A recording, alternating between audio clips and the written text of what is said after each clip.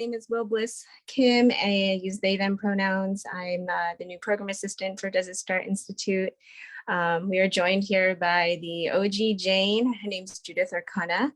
And thank you so much for joining us today. And then Dr. DeShawn Taylor, the mastermind behind so much that is reproductive justice in Arizona. Thank you so much for this space tonight.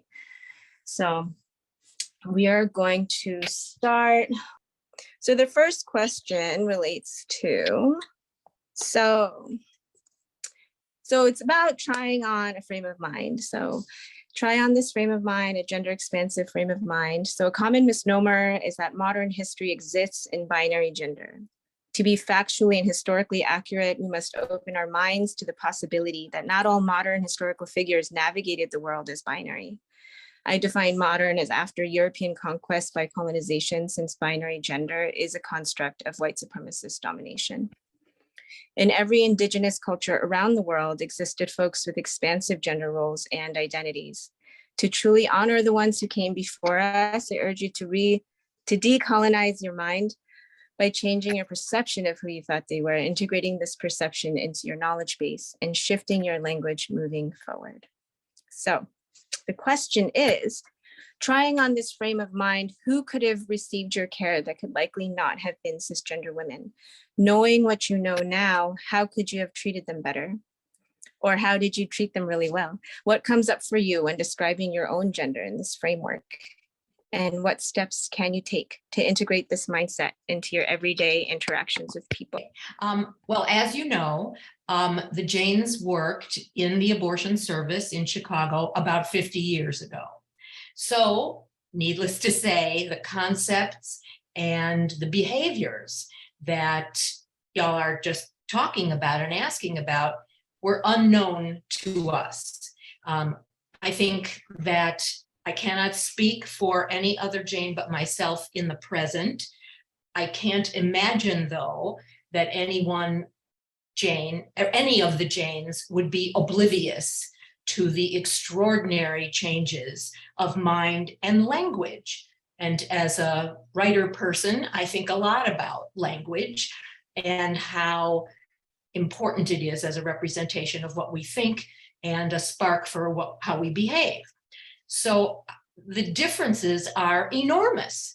We knew nothing of, thought nothing of, never really dealt with any of the things which are now front and center in, not everywhere, I know, but in many places about gender identity, sexual identity, language to describe people, the concept of transition, even though there were people, I thought about this earlier today. I remember when I was either a child or a teenager, it was that long ago, now that I'm on the brink of 80, there were two men, famous men, writers or philosophers, or I don't even remember their names, but I remember that they existed and that I was aware of them, who, as we would say now, transitioned.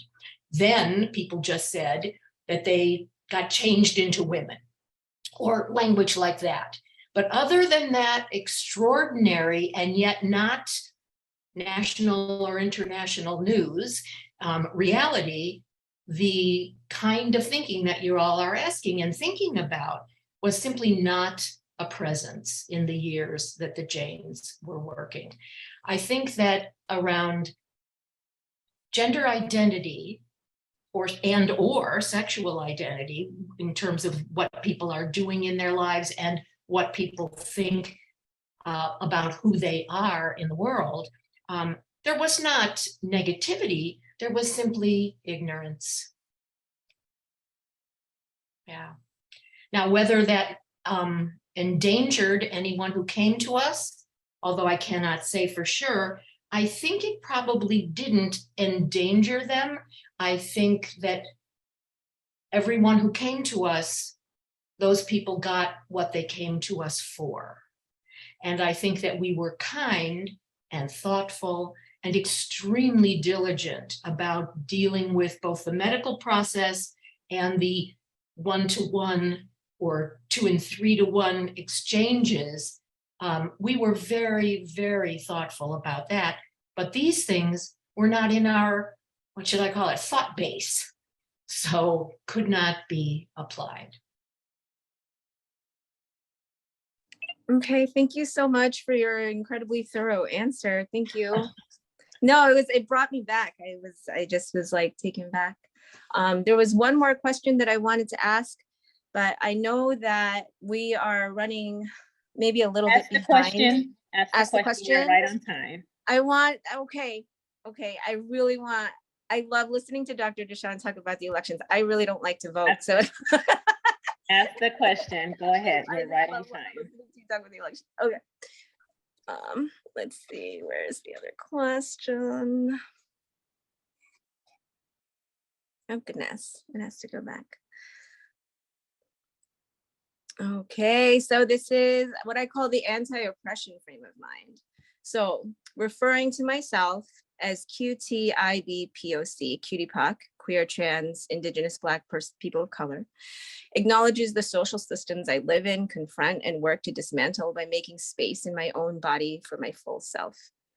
Referring to myself as cutie POC demands awareness between myself and my listeners to the degrees of discrimination inherent in white supremacist cis heteropatriarchy. Thank you, bell hooks. Whiteness, cisgender, and hetero identities bring innate power and privilege. It is one's social responsibility to learn how to wield this power and privilege in ways that serve those more marginalized. Taking action this way cultivates community accountability. So with that in mind, my question for you, Judith, is what advice can you share, and with everybody else in the chat box too, what advice can you share with white feminists in reproductive justice movements today who could learn from your triumphs and mistakes in solidarity work? Well, first I have to say, this is my constant disclaimer. I try to never give advice because I think, like, really, like, who are you, meaning anyone, to say, oh, this is what you should do. But I can tell you what I think about that, and I won't hesitate to do so.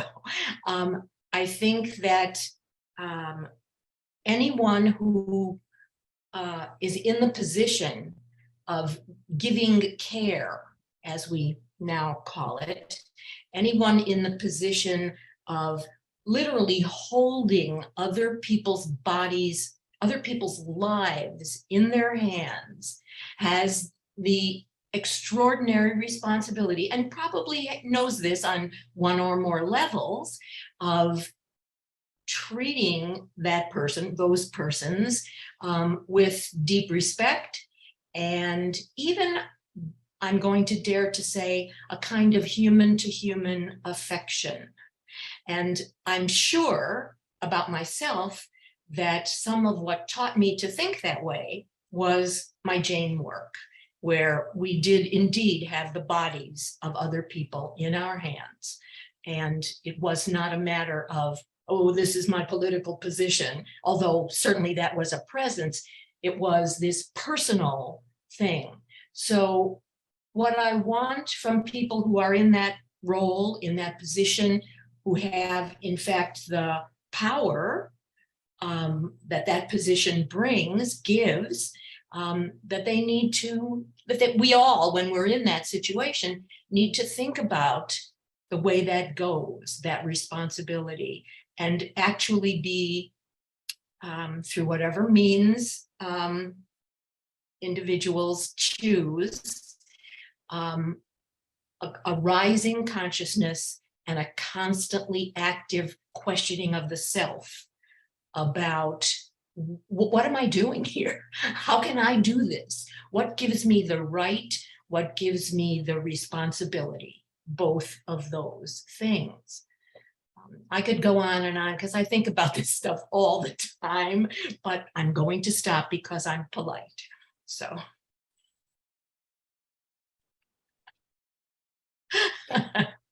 I love that answer. So there was something that I thought about when I woke up this morning, and you know, this is a question that you didn't send, that you didn't get, but I think it's going to be a fairly easy one to answer, and that is the issue of criminalization. You know, for about 2 weeks, abortion was illegal in Arizona, and we currently have a ban 15-week ban, we used to be able to provide care to viability. And so as a provider myself, you know, early on when Roe v. Wade was overturned, I personally received a great deal of vitriol from people who were supposed to be abortion allies or so-called pro-choice people around my my stance that I would not go to jail to provide abortion care. And there were a lot of people who came at me with the opinion that I should want to go to jail to provide abortion.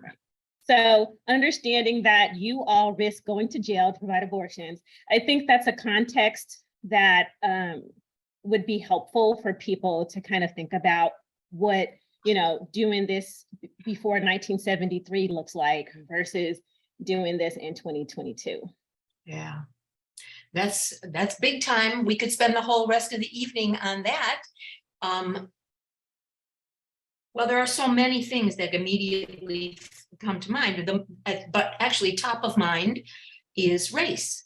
For a Black woman to be in a prison in this country is very different than it is for a white woman to be in a prison in this country.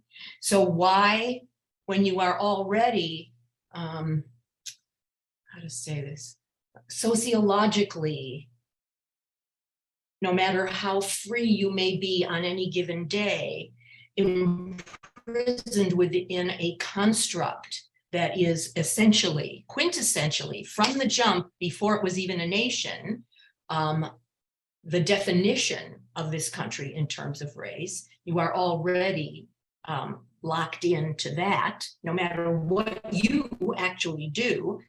Why you would choose to add to that as a kind of what, martyrdom, sacrifice? I mean, I don't know what these people are thinking when they say that to you. I don't know if they've ever been in a situation where they would have to make such a decision. But it seems to me that it's short-sighted.